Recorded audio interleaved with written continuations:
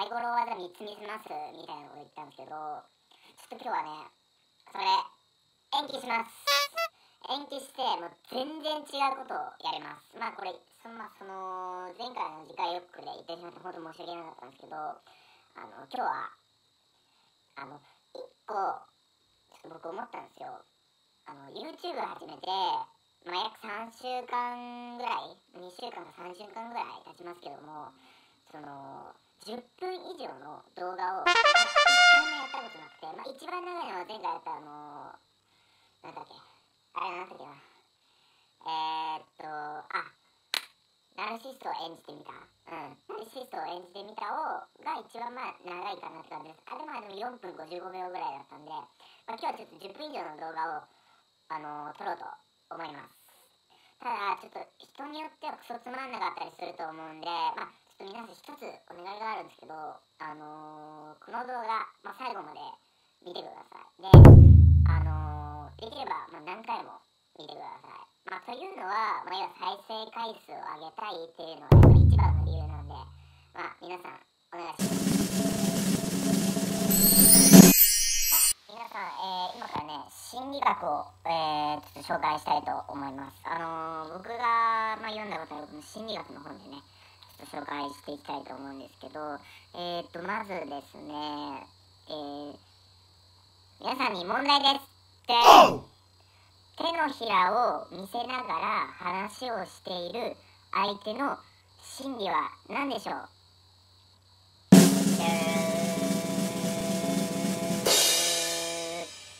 ダーン、気を許してるです。サングラス壊れちゃって。気を許してる。手先の動きで相手の心理状態がわかりますと。もし相手が手のひらを見せていたら、それは気を許している、親近感を抱いている、証拠です。このような相手には、気軽に接して一気に、飛び込んでみるのも良いでしょう。逆に、体の前で拳を固く握っていたら、それは相手を拒絶しているサインです。怒りを感じたり不快感を覚えている可能性が高いので、注意しましょうですって。例えばこうやって話してる最中でもこうやってこんな感じでね、皆さんこんにちはこんにちはみたいな、皆さんね1対1の状態でこんにちはこんにちはみたいに喋ってると、かなり気を許している状態ってことが言えるってことですね。こんなあるんだ。じゃあ次がこれそのまま読んでるだけですからね、ちょっとやっぱ時間稼ぎなんで、これ有名ですね。会話中に唇に触れたり爪を噛む人は甘えん坊。爪を噛む癖は、自傷行為の一種と言える。考え事や話をしているときに、唇に触れたり、爪を噛んだり、する癖がある人は甘えん坊であり、自立心が弱い傾向にあります。特に爪を噛む癖は、自傷行為の一種でストレス解消のための行為であるとされています。もし周囲に爪を噛む癖があるとしたら、頼られすぎないように、注意しましょう、ですって。すごいね。これ3年ぐらい前に買った本なんですけどね。なんかあとないかな。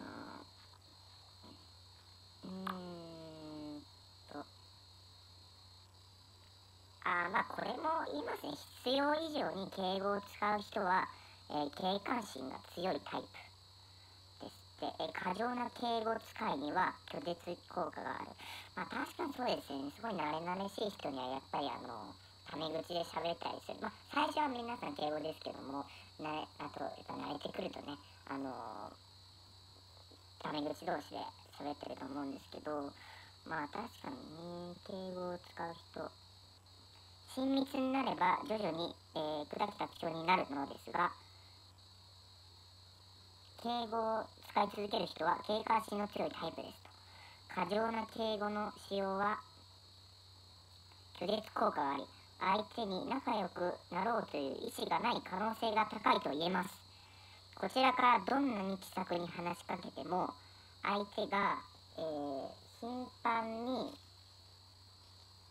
何て言うのかな、読めない敬語を使う場合は、親密な関係になれる相手でないと早めに割り切りましょうですって。へえ、すごいね。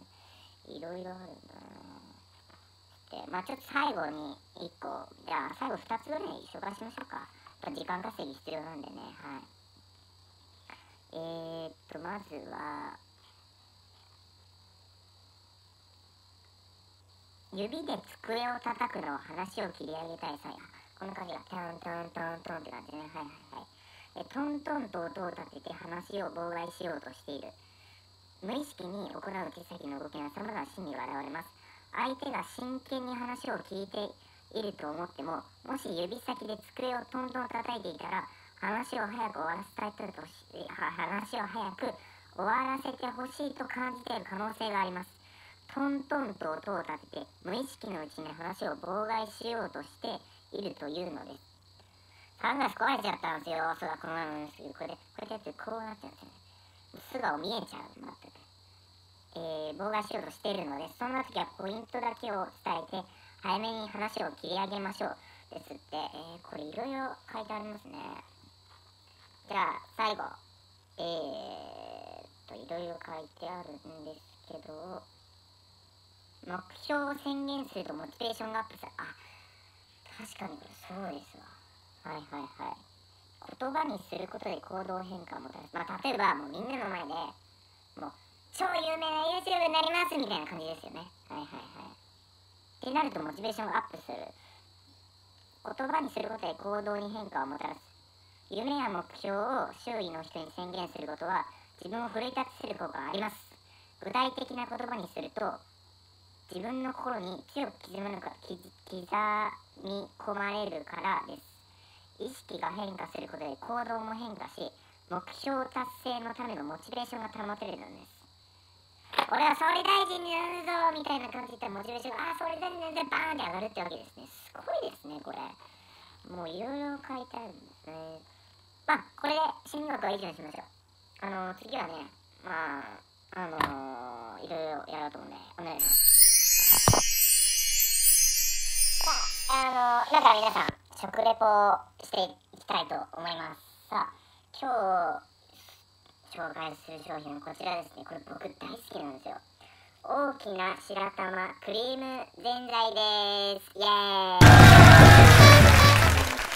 さっきも言った僕大好きで、ちょっと一番ショックだったのがこれ昨日の夜買ったんですけど、スプーンをなくしてしまって、ちょっと今日は箸で食べてみたいと思います。ちょっとお待ちくださいね。今開けるんでね。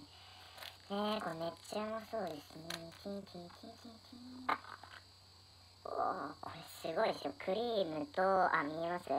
クリームと、なんだっけこれ、白玉？これあんこってあったのかな？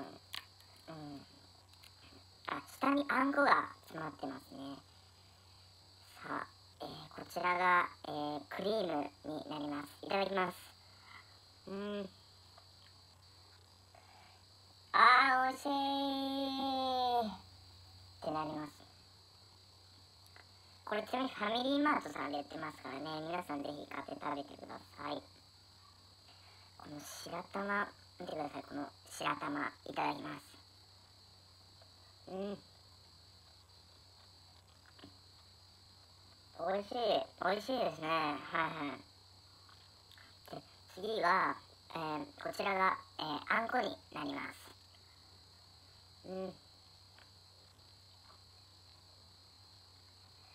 眉ってなりますよね。いやー、うまい。本当に美味しいですね。